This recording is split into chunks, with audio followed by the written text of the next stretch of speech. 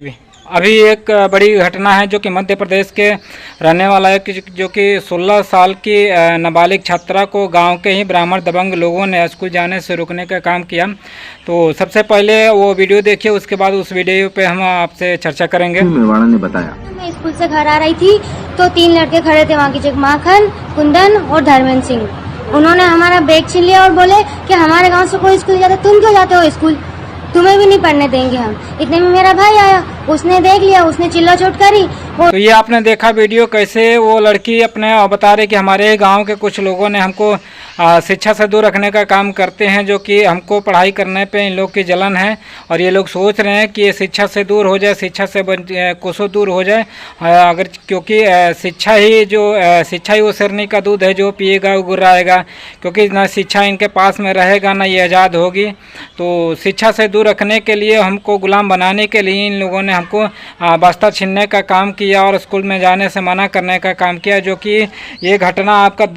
कुछ गांव के दबंग लोगों ने, जो कि ब्राह्मण जात धर्म के ब्राह्मण समाज के लोग हैं, जो कि छात्रा के स्कूल जाने से नाराज दबंगों ने परिजनों की गंभीर रूप से घायल करने का काम किया, जैसे उन लोगों ने बताने का काम किया उनके घर के लोगों पे।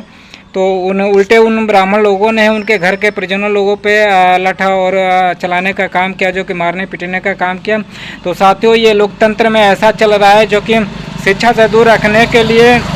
इन लोगों ने लाठीचार्ज चलाने पर भी मजबूर हो रहे हैं। और कहा जाता है कि ये देश कृषि प्रधान है, इस देश में संविधान लागू है। तो साथियों, ये संविधान लागू अगर होती तो एक दूसरे को शिक्षा से दूर रखने के लिए ऐसा बर्ताव न किया जाता, जो कि वो लड़की आपका गंभीर रूप से पिटाई की। उन लोगों को बताया जाता है कि मध्य प्रदेश के शाहजहाँपुर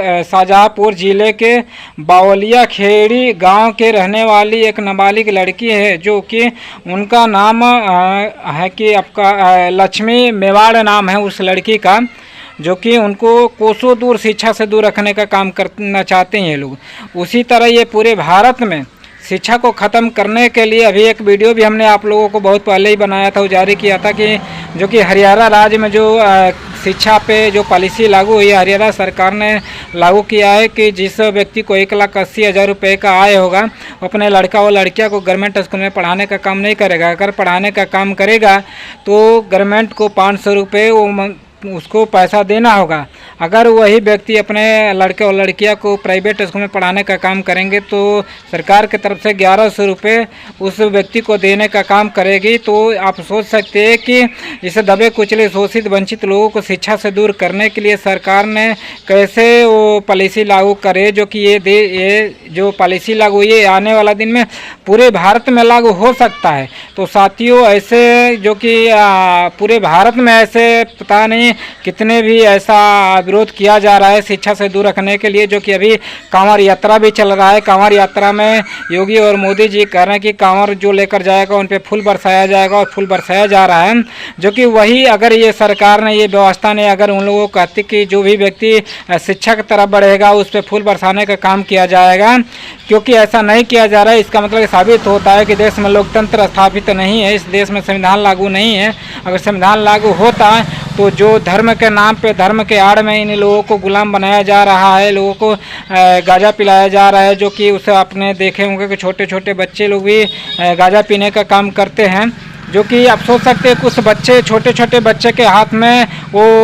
चिलम और गांजा कैसे आया, क्योंकि वो अपने पॉकेट से वो लोग खरीदे तो नहीं हैं, क्योंकि किसी बड़े लोगों ने ही थमाया है धर्म के नाम पे, प्रसाद के नाम पे। अगर वही बच्चे बड़े अगर गजेड़ी बन जाता है, दारूबाज बन जाता है, तो वही आप ही लोग, घर के गार्जियन जो लोग होते हैं, कहते कि हमारे लड़का ने बड़ा नशीली बन गया, गांजा पी रहा है, दारू पी रहा है। तो साथियों, धर्म के नाम पे तो आप ही लोगों ने उसको गजेड़ी भंगड़ी बनाने का काम किया, दारू पीने का काम किया। तो सबसे पहले तो गुनहगार आप लोग हैं, क्योंकि धर्म के नाम पर उनको इतना आप लोगों ने नशीला बना दिया कि प्रसाद है, गांजा पियो और भांग धतूरा पियो, जो कि साथियों आप लोग को धर्म के तरफ न जाकर आप देख भी रहे कि कितने लोगों को फूल बरसाया जा रहा है, लठी बरसाया जा रहा है, दर्शन करने जा रहे हैं। तो और